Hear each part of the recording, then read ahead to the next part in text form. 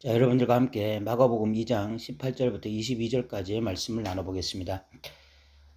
예수님 당시에 굉장히 중요한 종교적 행위가 세 가지가 있었습니다. 하나가 기도고, 하나가 또 금식이고, 하나가 구제였습니다. 이 금식, 기도, 구제, 이 세 가지는 예수님 당시에 경건한 그리스도인들이라면 반드시 해야만 하는 그런 중요한 종교적 행위였습니다. 그래서 마태복음 6장에 보면 예수님께서는 이 굉장히 중요한 종교적 행위 세 가지를 어떻게 하나님 앞에서 바르게 해야 되는지 예수님이 잘 설명하고 있죠. 은밀한 중에 보시는 하나님 앞에서 기도하고 구제하고 금식하라, 이런 이야기를 하고 있습니다. 오늘 본문에서 요한의 제자들과 바리새인의 제자들이 예수님께 와서 묻습니다. 우리는 금식하는데 왜 예수님의 제자들은 금식하지 않습니까? 당연히 물을 수 있는 질문입니다. 그 당시 가장 경건하다고 하는 그리스도인들은 반드시 해야만 하는 것이 금식인데 예수님의 제자들은 금식을 안 하고 있으니까, 그 당시 관점에서 보면, 그 당시 어떤 경건하다고 하는 사람들 입장에서 보면 이것은 굉장히 불경건한 일이거든요. 굉장히 온당치 못한 일입니다. 그러니까 예수님께 이 질문을 한 것이죠. 구약 성경을 봐도 금식은 어떤 회개에 있어서 굉장히 중요한 수단이었습니다. 특별히 진심으로 회개해야 될 일이 있을 때, 예를 들어서 사무엘 7장에 미스바 회개 운동이 일어날 때 이스라엘 백성들은요 금식하면서 회개를 했습니다. 그리고 또 다윗이 우리아의 아내 밧세바를 취하고 그 아들이 병들었을 때 하나님 앞에서 진심으로 금식하면서 또 회개했습니다. 또 이 느헤미야가 또 이 이스라엘에 대한 이야기를 들었을 때 결국은 금식하면서 하나님 앞에 또 기도했습니다. 이렇게 구약의 금식에 대해서 봐도 금식이라고 하는 것은 굉장히 신앙에 있어서 중요한 위치를 차지하고 있고, 하나님 앞에서 뭔가 결단을 하거나 회개할 때 아주 중요한 도구로 사용되었던 것이 금식이었습니다. 금식은 굉장히 중요한 것이죠. 굉장히 소중한 것입니다. 예수님의 제자들도 분명히 해야 될 것이 금식이었습니다. 그런데 예수님의 제자들은 금식을 하지 않고 있었으니까 이것에 대해서 요한의 제자들이나 바리새인의 제자들이 충분히 문제 제기를 할 수 있는 것이죠. 이에 대한 예수님의 대답이 무엇이냐? 19절에 보면 예수께서 그들에게 이르시되 혼인집 손님들이 신랑과 함께 있을 때에 금식할 수 있느냐? 신랑과 함께 있을 동안에는 금식할 수 없다라고 말씀하셨습니다. 자, 우리가 이 말씀에 있어서 굉장히 중요한 의미를 찾아봐야 됩니다. 예수님은요, 금식을 부정하신 것이 아니라 금식의 타이밍이 중요하다, 금식을 하는 시점이 중요하다라고 말씀하고 계신 것입니다. 지금 여기서는 금식을 부정한 것이 아니라 금식의 타이밍이에요. 쉽게 예를 들어 보겠습니다. 신혼부부가 각 결혼을 했습니다. 그리고 이제 신혼여행을 떠났습니다. 그런데 자매가 굉장히 신실한 자매입니다. 이 자매는 늘 어떤 금식을 습관화하면서 하나님 앞에서 어떤 일이 있을 때마다 금식하고 기도했던 그런 훌륭한 자매였습니다. 그런데 이 신혼여행을 갔어요. 신혼여행을 가면 어떻게 해야 됩니까? 남자와 여자가 이제 부부로서 처음 만났고, 그래서 신혼여행을 갔으면 두 사람이 즐겁게 시간을 보내야 됩니다. 서로 사랑을 확인하고 또 서로 좋은 곳에 다니면서 서로 그렇게 즐거운 시간을 보내는 것이 신혼여행의 아주 가장 중요한 목적입니다. 하나님도 그걸 기뻐하실 것입니다. 둘이 부모를 떠나서 한 몸을 이루는 것. 그래서 신혼여행에 가서도 서로 행복하고 즐거운 시간을 보내고, 그럼으로써 또 한 몸을 이루는데 좋은 발판이 되는 그런 것들 하나님 기뻐하실 거예요. 그런데 이 자매가 신혼여행을 가서 금식을 한다고 하면서 뭐 남편과 시간을 보내는 것도 별로 중요하게 생각하지 아니하고 계속해서 뭐 금식을 함으로써 육체적으로 피곤해지고 뭐 에너지도 없고 그렇게 슬픈 표정으로 있다면 이 자매는 지금 타이밍을 잘못 잡은 것입니다. 지금 어느 시간에 금식을 해야 되는지 타이밍을 잘못 잡은 거예요. 그것은 하나님도 기뻐하지 않을 것입니다. 하나님이 두 사람을 짝지어 주시고 두 사람을 결혼시켜 주시고, 그래서 이제 한 몸을 이루어서 신혼여행을 갔다 하면 또 두 사람이 좋은 시간을 보내고 서로 사랑하고 아껴주고 그런 시간을 보내는 것을 하나님이 기뻐하실 거예요. 그런데 그런 시간에 남편에 대한 전혀 배려 없이 또 남편을 아끼는 마음 없이 그냥 평상시 하던 대로 금식을 하고 있다면 하나님도 기뻐하시지 않고 남편도 원하지 않는 타이밍이 잘못된 것이죠. 그런데 이렇게 신혼여행을 즐겁게 보내고 또 결혼 생활을 정말 서로 사랑하면서 아끼면서 3년 정도 했는데 3년이 지나고 난 다음에 남편이 갑자기 좀 돈을 벌려고 가겠다라고 해서 저 어디 먼 나라로 간다면 그 먼 나라로 가서 일을 하는데 그 일이 어려운 일이고 자칫 잘못하다가는 크게 다칠 수 있는 그런 일을 해야 된다면 그때는 이 여자가 어떻게 해야 되겠습니까? 이 자매가 금식하면서 기도할 수 있는 것이죠. 남편이 먼 타국에까지 가서 그렇게 힘들게 일을 하고 그 힘들게 일을 하다가 다칠 수 있는 그런 상황이 발생한다면 그때는 정말 하나님 앞에서 매달리면서 금식을 할 수 있어야 되는 것입니다. 예수님이 바로 지금 그 이야기를 하고 있는 거죠. 그래서 20절에 이렇게 말씀하십니다.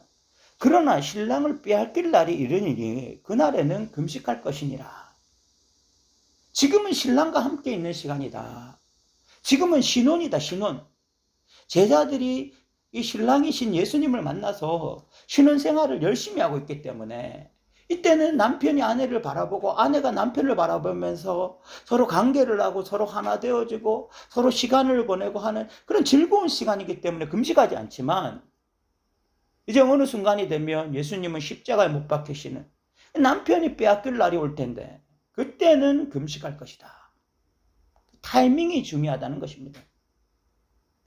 금식을 부정한 것이 아니라 금식할 때와 금식하지 않을 때를 분별할 수 있는 영적 분별력, 그 영적 타이밍 이런 것에 대해서 예수님이 말씀하고 계신 것입니다. 저는 이런 부분에 있어서 한국교회가 너무 미숙하다는 생각을 하게 되어집니다. 하나의 예를 들면 명성교회 세습 문제가 있었습니다. 명성교회 담임 목사를 지금 자기 아들에게 세습했습니다. 그때 그 모습을 바라본 외부에 있던 많은 성도들은 안타까워했습니다. 마치 세상 권력을 이양하는 것처럼 세상의 어떤 권력을 자기 아들에게 이양하는 것처럼 교회의 권력, 그런 대형교회의 권력을 놓지 못해서 자기 아들에게 세속하고 있는 것처럼 보여서 너무나 안타까워하고 슬퍼했습니다. 그런데 그 교회 성도들은요, 상당수 성도들이 하나님의 뜻이라고 생각하고 찬양하고 감사했습니다. 찬양하고 감사한 것이 문제가 아니라 타이밍이 문제인 거예요. 분별이 문제인 것입니다. 그 상황이 정말 찬양하고 감사할 일인지 아니면 목사 세습이 권력으로 이루어진 것이고 권력을 다시 자기 아들에게 넘겨주기 위한 그런 어떤 꼼수에 의한 행동인지 아니 그 꼼수에 의한 행동이라면 가슴을 치며 눈물을 흘려야 되는 그 타이밍에서 오히려 하나님 앞에 감사하고 기뻐한다는 것은 정말 아이러니가 아닐 수 없고 정말 잘못된 행동이 아닐 수 없는 것입니다. 감사와 찬양이 문제가 아니라 언제 그것을 하느냐가 문제인 것이죠. 저는 이런 어떤 분별의 문제에 있어서 한국교회가 계속해서 하나님과 엇박자를 하고 있다는 생각을 참 많이 하게 되어집니다. 예수님이 피리를 불어도 춤추지 않고 애국하여도 울지 않는다 이렇게 말씀하셨는데 마치 그런 모습을 참 많이 보는 것 같아요. 교회가 건물이 커지고 사람이 많아지면 그런 것으로 하나님 앞에 찬양하고 감사하면서 정말 울어야 될 것이 있습니다. 그것이 그렇게 큰 교회 성도들 가운데 과연 예수님을 진짜 따르는 자들이 몇 명이냐. 정말 말씀을 따라서 정말 교회가 말씀을 따라서 지금 움직이고 말씀에 지배당해서 하나님이 왕이 되어셔서 교회가 지금 운행되고 있는지 이런 것들을 정말 생각해 본다면 교회가 커졌기 때문에 사람들이 많아졌기 때문에 지금 찬양할 시기냐 아니면 정말 하나님이 교회의 왕이 되시지 않는 모습, 또는 세상의 어떤 권력이나 아니면 인본주의가 교회의 가치관을 지배하고, 그래서 교회가 너무나 세속화되어진 그런 모습에 안타까워하면서 정말 고통해야 될지 분별을 해야 되거든요. 지금이 정말 울어야 될지, 지금이 정말 웃어야 될지, 이것을 분별해 내야 되는 것입니다. 마틴 로이드 존스 목사님이 목회하실 때에 영국 교회에 수많은 사람들이 몰려왔습니다. 그때 영국 교회가 지금은 부흥의 때라고 노래하고 즐거워했습니다. 그때 마틴 로이드 존스 목사님이 그렇게 말씀하셨습니다. 지금은 부흥의 때라고 춤추고 노래할 때가 아니라 진짜 부흥의 때가 오게 해달라고 울며 기도할 때이다 라고 말씀하셨습니다.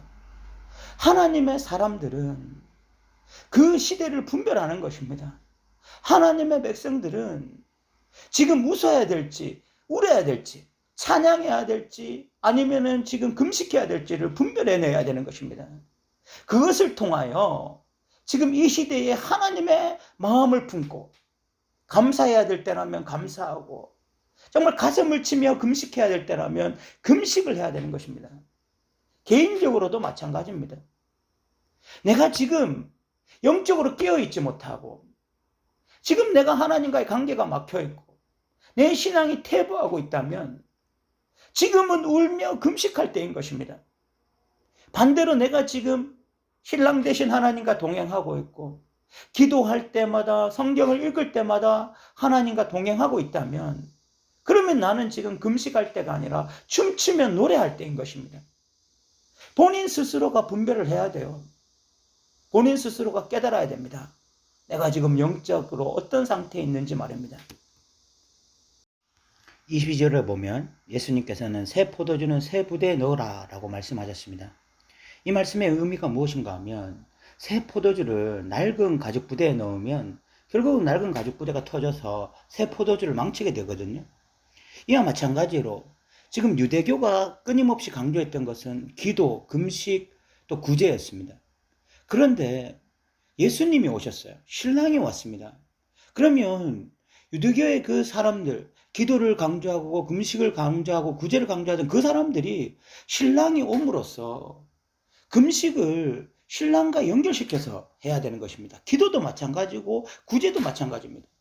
그런데 유대교는 끊임없이 기도, 구제, 금식을 강조하면서 그 안에 예수가 있지 않는 것입니다. 신랑 대신 예수님으로 인한 무언가가 없는 것입니다.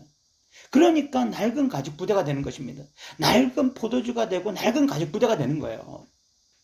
예수님은 새 포도주, 예수님과 하나님 나라, 이 새 포도주는 새 가죽 부대에 담아야 된다. 새로운 종교 체계 속에서 이런 신앙생활을 해야 된다라고 말씀하신 것입니다. 그것이 무엇입니까? 이제는 예수와 연결된 금식, 예수와 연결된 기도, 예수와 연결된 구제를 말하는 것입니다. 우리가 예수와 관계가 제대로 되어 있지 않다면, 내가 지금 신랑을 잃어버린 것 같다면 우리는 금식해야 되는 것입니다. 내가 지금 주님과의 어떤 그 교제를 위해서, 신랑과의 사귐을 위해서 기도해야 되고, 또는 또 신랑과의 사귐이 없음으로 기도해야 됩니다. 하나님, 주님과의 관계가 막혀 있는 것 같습니다. 하나님, 저를 불쌍히 여겨주시고 신랑 대신 예수님과의 관계가 회복되게 해주십시오라고 또 기도해야 되는 것입니다. 우리의 구제 역시 우리가 예수님에게 대접하는 마음으로 소자 한 사람에게라도 냉수를 대접해야 되는 것입니다. 이것이 기독교입니다. 새 포도주고 새 가죽 부대입니다. 기독교는 모든 것이 예수님을 중심으로 일어나는 일이고, 예수님이 왕이 되셔서 나타나는 하나님 나라가 곧 기독교인 것입니다. 오늘 우리는 18절부터 22절까지를 살펴보았습니다. 신앙이 좋다는 것이 무엇입니까? 신앙이 좋다는 것은 하나님이 원하시는 타이밍에 하나님이 기뻐하시는 바로 그 일을 하는 것입니다. 신랑을 잃어버리면 금식하는 것이고, 신랑과 함께 있을 때는 기뻐하며 즐거워하는 것, 그것이 진짜 신앙인들입니다. 신랑과 함께 있으면서 기도하고 금식하고, 신랑을 또 빼앗겼을 때는 오히려 찬양하고 노래하는 이런 엇박자의 신앙인들이 되지 않기를 바랍니다. 오늘 지금 예수님과 동행하고 있습니까? 충분히 예수님과 누리시기 바랍니다. 예수님을 느낄 수 없고 신랑을 빼앗겼다고 생각하십니까? 금식하면서 주님 앞에 다시 주님과의 관계가 회복되기를 기도하시기 바랍니다. 이것이 진정한 오늘 이 예수님의 말씀의 의미일 것입니다. 오늘도 들어주셔서 감사합니다.